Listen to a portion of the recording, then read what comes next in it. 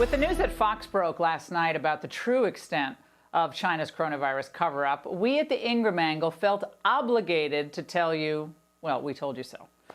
China's ambitions have never been a secret, yet over the years, our political, media, financial, and yes, our health experts have claimed it was in your best interest to cozy up to the Communist Party. Well, why? Well, so they could make a quick buck and flood our country with cheap imported goods, much to the detriment of American workers. Well, given how devastating this entire COVID-19 pandemic has proven to be, well, I thought it was important to remind you of those who ignored this global danger and dismissed it altogether. I give you the China threat deniers. First, I want to begin 3 decades ago when China was struggling mightily to emerge in the modern world. As the Wall Street Journal's Bob Davis wrote in 2018, it's difficult to remember how economically backward the country was in the early 1990s. Inflation hit 24%. In 1994, nearly 60% of the population lived on less than $1.90 a day. But China had a plan. The nation's Communist Party leaders would woo Western political and economic elites in order to gain access to the powerful World Trade Organization. And one of their key targets was former President Bill Clinton.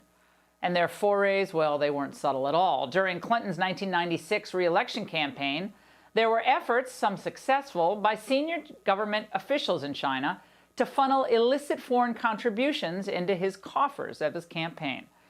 Well, just a few short years ago, and years later, Clinton was already trying to convince Americans that they needed to welcome China into the global trading community. America has a stake in China's success. In a China that has overcome the challenges it faces at home, a China that is integrated into the institutions that promote global norms. Oh, World Trade Organization. Well, 1 year after that communist pep rally, and with China's position in the WTO secured, Clinton and Federal Reserve Chair Alan Greenspan held a triumphant Rose Garden event. As China's citizens experience economic gains, so will the American firms that trade in their expanding markets. China's progress towards prosperity and accession into the WTO will create new opportunities for American businesses and farmers. I believe that Chairman Greenspan has established a pretty good record for knowing what is in America's economic interest. Oh my God, I can't even listen to that. Well, to be fair, it wasn't just the Clinton administration. Just 2 years later, George W. Bush echoed his predecessor's naive sentiments. China is on a rising path, and America welcomes the emergence of a strong and peaceful and prosperous China. Yeah, how did that all work out for us? And then Obama, of course, echoed Bush. Like, literally. The United States welcomes the rise of a prosperous, peaceful, and stable China. We want China to do well. Well, did they share notes, or they pass notes along computer to computer? It's crazy. So what did America get out of China's inclusion into the WTO? Well, we've lost millions and millions of manufacturing jobs. We saw our trade deficit balloon, intellectual property ripped off left and right. And meanwhile, China broke its promises to let foreign banks participate in their, in all their business, which they undervalued their currency. We know all that.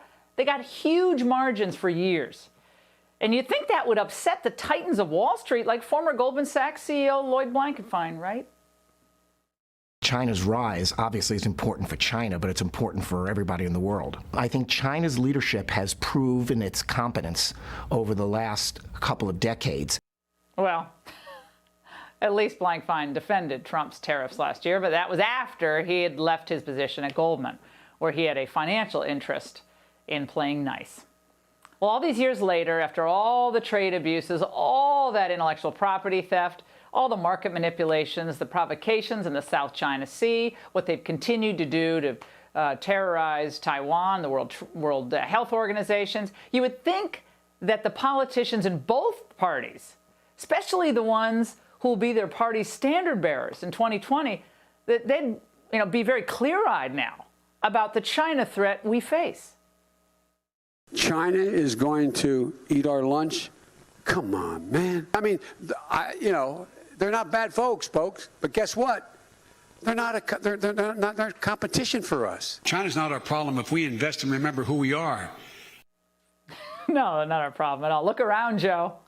Look at what's happened to America over the last 4 weeks. We lost all of our job gains since the last, of course, recession. Now, it's time for China to enter the forefront of the American political conversation. And if you see someone denying what China has done to America, our workers, our people, now our health, with the way they handled this virus, ask yourself, what's in it for them? You can usually find the answer pretty quickly.